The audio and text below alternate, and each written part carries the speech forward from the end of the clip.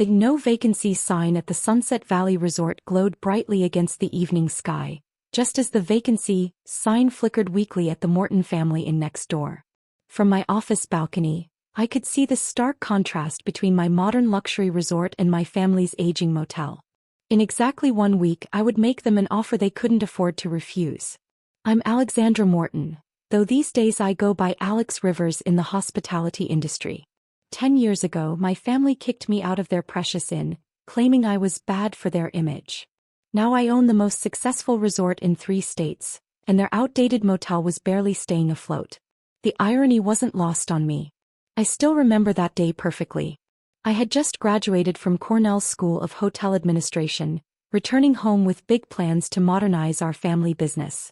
The Morton Family Inn had been operating the same way since my grandfather opened it in 1962. Same dated decor, same paper booking system, same resistance to change. We need to evolve, I tried explaining during the family meeting. Boutique hotels are the future. We could transform this place into something special. My father, David Morton, didn't even look up from his ledger. This inn has operated successfully for 3 generations. We don't need your fancy modern ideas. But our occupancy rates are dropping, I pressed, spreading out the market research I'd spent months compiling. Online travel agencies are changing the industry. If we don't adapt. Enough. My mother slammed her hand on the table. This obsession with change is exactly why you can't be trusted with the family business. My older brother James, already being groomed to take over, smirked from his corner of the office. Face it, Lex. You've always been too different for this place. Different. They made it sound like a crime. Because I dyed my hair purple in college? Because I suggested they needed a website? Because I dared to think beyond their precious traditional values? Different isn't bad, I argued. Different is what this place needs to survive. No, my father's voice was cold. What this place needs is loyalty to tradition. Your ideas would destroy everything we've built. The world is changing, Dad. We can either change with it or you can leave. He finally looked up, his eyes hard. You're bad for our image, Alexandra. Your attitude, your appearance, your complete disregard for what this inn represents. I want you gone by morning. My mother gasped softly but didn't protest. James looked surprised. He'd wanted me sidelined, not exiled. But Dad's word was law at the Morton Family Inn. I walked out that night with 2 suitcases and my Cornell degree, leaving behind the only home I'd ever known. But I also left with something they didn't expect. A determination to prove them wrong about everything. The first year was brutal. I worked as a front desk manager at various hotels, learning the industry from the ground up while saving every penny. At night, I developed my business plan, drawing on everything I'd learned at Cornell and everything my family had failed to understand about modern hospitality. The opportunity came unexpectedly. A prime piece of land went up for sale, right next door to the Morton Family Inn. The price was steep, but I had a vision that investors couldn't resist. A luxury resort that would combine modern amenities with the kind of personalized service my family had forgotten how to provide. I changed my name professionally to Alex Rivers, knowing my family would try to interfere if they knew I was behind the project. The groundbreaking ceremony made local news, but the Mortons were too busy clinging to their outdated methods to notice who was really building next door. Sunset Valley Resort took shape over 18 months. Every detail was exactly what I'd once imagined for our family in sophisticated design, cutting-edge technology and impeccable service. While the Morton Family Inn stubbornly stuck to paper registrations and window unit air conditioners, I created a hospitality experience for the modern traveler. My mother actually came to the resort's opening day, not recognizing her own daughter in the sophisticated hotel owner greeting guests. She complained to the front desk about that monstrosity next door ruining our vintage charm. I had to slip into my office to hide my laughter. The contrast between the properties became impossible to ignore. While the Morton Family Inn struggled to maintain 40% occupancy, Sunset Valley Resort quickly became the area's premier destination. Our spa attracted visitors from 3 states. Our restaurant earned regional acclaim. Even the local business community, once loyal to the Mortons, started holding their events in our modern conference facilities. I kept tabs on my family through industry contacts. Dad still refused to consider online bookings, insisting that real hospitality happens face to face. James tried to modernize small things but lacked the vision or courage to make real changes. Mom focused on maintaining their traditional image, even as that image became increasingly synonymous with outdated and obsolete. Then came the boutique hotel boom I'd predicted. Modern travelers wanted unique experiences, not dated motels with vintage charm. The Morton Family Inn's occupancy rates plummeted. They took out loans to cover operating costs, still refusing to acknowledge that their business model was dying. Last month their bank contacted me discreetly. The Morton Family Inn was 3 months behind on their mortgage. Without immediate changes or a significant cash injection, they'd face foreclosure by summer. The irony was almost poetic. 10 years after kicking me out for suggesting changes, my family's precious inn was failing for exactly the reasons I'd predicted. Meanwhile, my different ideas had built a thriving resort empire. My phone buzzed, a message from my assistant. Your family's bookkeeper called again. They're desperate for a meeting about collaboration opportunities. I smiled, watching the sun set behind my resort's elegant facade. Schedule them for next week. It's time they learned who really owns the property they dismissed as a monstrosity. Later that evening, I stood in my resort's grand lobby, observing guests enjoying the luxury my family had been too proud to consider.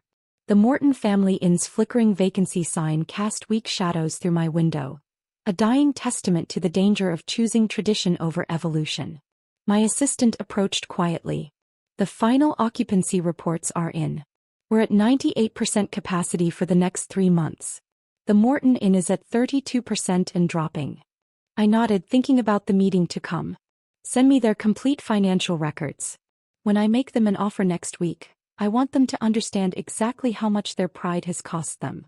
Tomorrow, I would review acquisition paperwork and prepare for the moment my family discovered that their different daughter had built everything they said would never work. But tonight, I would enjoy the success that proved being bad for their image was the best thing that ever happened to me. The meeting was scheduled for 10 a.m. in Sunset Valley Resort's executive conference room. I arrived early, watching through floor-to-ceiling windows as my family parked their aging Mercedes next to my Porsche. Even their car choices reflected their reluctance to embrace change. Ms. Rivers will see you now, my assistant announced, leading them into the room.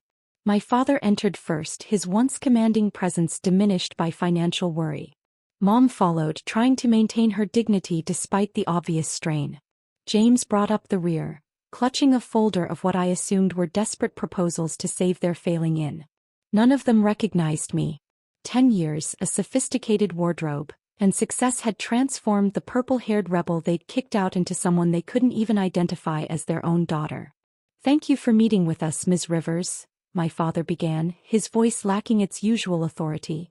We understand you've been very successful with your modern approach to hospitality. I gestured to the chairs. Please sit down. I've reviewed your financial situation thoroughly. Our situation is temporary, James cut in quickly. The Morton Family Inn has been a landmark in this community for generations. Generations, I mused, pulling up their financial records on the room's large display screen. And yet your occupancy rates have dropped 60% in the past 5 years. Your facilities haven't been updated since 1992. You're 3 months behind on your mortgage and your latest health inspection barely passed. Mom's perfectly maintained smile faltered. Every business has cycles. We just need some time to what? I interrupted softly. To continue ignoring that the hospitality industry has evolved? To keep pretending that traditional values can compete with modern guest expectations. Now see here, my father bristled, some of his old fire returning. The Morton Family Inn stands for something. We're not some soulless modern resort catering to entitled millennials who need their phones to check in. I smiled, thinking of our highly rated mobile app. You mean like the guests who've given us 5-star reviews and 98% occupancy rates? Those entitled millennials. James leaned forward, desperation creeping into his voice. We're not here to debate business models. We're hoping to discuss a potential partnership. Some kind of collaboration between our properties. Collaboration. I raised an eyebrow. You mean you want access to our overflow bookings? You're hoping I'll send guests to your outdated motel when we're full. Mom corrected automatically. The Morton Family Inn has heritage. Heritage doesn't pay mortgages, I replied, standing up to walk to the window. But I am interested in your property. Hope flickered across their faces. My father straightened in his chair. You want to work together? No. I turned back to face them. I want to buy you out. The room fell silent. James's mouth opened and closed wordlessly. Mom's hand flew to her throat, a gesture so familiar it almost made me laugh. Buy us out. My father's voice cracked. The Morton Family Inn is not for sale. Especially not to some corporate resort chain that doesn't understand.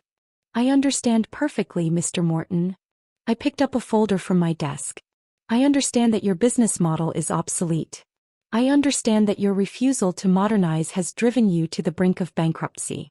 And I understand exactly why this happened. Because 10 years ago you kicked out the only person who could have saved your inn.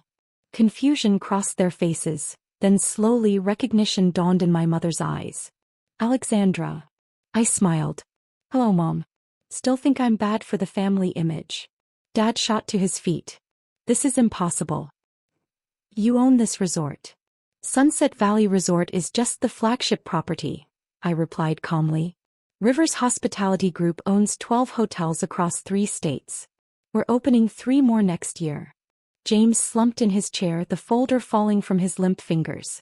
All this time, you were right next door? Poetic, isn't it? You can watch your traditional values being outperformed every single day. I moved back to my desk, enjoying their shocked expressions. Now about that buyout offer. We won't sell to you, Dad declared, but his voice lacked conviction. This inn is our legacy. Your legacy is dying, I said quietly. Your choice is simple. Sell to me now for a fair price or face foreclosure in 3 months. Either way, the Morton Family Inn as you know it is finished. Mom stood up, tears in her eyes. Alexandra, please. This inn is everything to us. Your father's grandfather built it. And you chose it over me, I finished for her. You chose outdated traditions over progress. You chose pride over success. Now you can choose a dignified exit or a humiliating bankruptcy. What would you even do with it? James asked, his earlier smugness replaced by defeat. I pressed a button and architectural renderings appeared on the screen. The Morton property will be converted into Sunset Valley's luxury spa and wellness center. The location is perfect, and our market research shows significant demand. They stared at the images, their precious inn transformed into a modern oasis of relaxation and rejuvenation. Every trace of their heritage replaced by the future they'd refused to embrace. You've been planning this, Dad realized. All along. No, I corrected him. I plan to help you succeed. You forced me to succeed without you. This is just business now, the kind of business you never understood. I slid the buyout offer across the desk. The number was fair. More than fair considering their desperate situation. You have 48 hours to decide. After that, I'll let the bank handle it. Dad picked up the contract with trembling hands. All these years we thought you were a failure, a rebel, bad for your image. I laughed softly. Look around, Dad. My different ideas built this resort. My modern approach created a hospitality empire. Still think I was wrong about the future of this industry? They left in silence, the buyout offer clutched in my father's hands like a lifeline. Through my office window, I watched them walk back to their aging Mercedes, their shoulders bent under the weight of realization. 2 days later they accepted the offer. The signing ceremony was brief and quiet, a sharp contrast to their usual celebrations of tradition and heritage. Mom cried silently as she signed away their legacy. Dad couldn't meet my eyes. James just looked lost, his dreams of running the family business crumbling with each signature. 6 months later, I stood in the newly opened Sunset Valley Spa and Wellness Center, remembering the outdated motel it had once been. Every modern amenity, every luxury touch, every innovative service feature was a testament to the vision my family had rejected. My phone buzzed, a message from my assistant. Your father's here again. 3rd time this week. I moved to the window, spotting him in the parking lot, staring up at the building that had replaced his precious inn. He came often now, perhaps trying to understand how his different daughter had seen the future so clearly while he remained trapped in the past. Later that evening, during the spa's grand opening celebration, my mother approached me hesitantly. "The purple hair suited you," she said quietly, gesturing to my now elegant styling. "I see that now. We were wrong about so many things." I sipped my champagne, watching guests marvel at the transformation. "The purple hair wasn't the problem, Mom. Your fear of change was. Your father. He wants to apologize. To understand how you built all this." "I built it because you kicked me out," I replied simply. Sometimes being rejected by people who can't see the future forces you to create that future yourself. The next morning, I received an interesting email. An offer to buy a struggling traditional hotel in the next state. The owner? One of my father's oldest friends, another hospitality dinosaur refusing to evolve. I smiled, thinking about how different this acquisition would be. After all, nothing convinces old-school hoteliers to sell like watching their peers lose everything to their own stubborn pride. Sometimes the best revenge isn't just succeeding. It's succeeding so completely that those who dismissed you have no choice but to literally check into your triumph. And as I watched another no vacancy sign light up on my growing empire, I realized that being bad for their image had helped me create something far better. My own image of modern hospitality excellence. The Morton Family Inn was gone, but its lesson remained. Tradition without innovation is just slow decay. My family had chosen decay. I had chosen to build something new, something that would last long after their outdated values had faded into history. And the best part? Every guest who enjoys our luxury amenities, every review that praises our modern approach, every industry award that recognizes our innovation is a quiet reminder that sometimes being different isn't just good, it's revolutionary.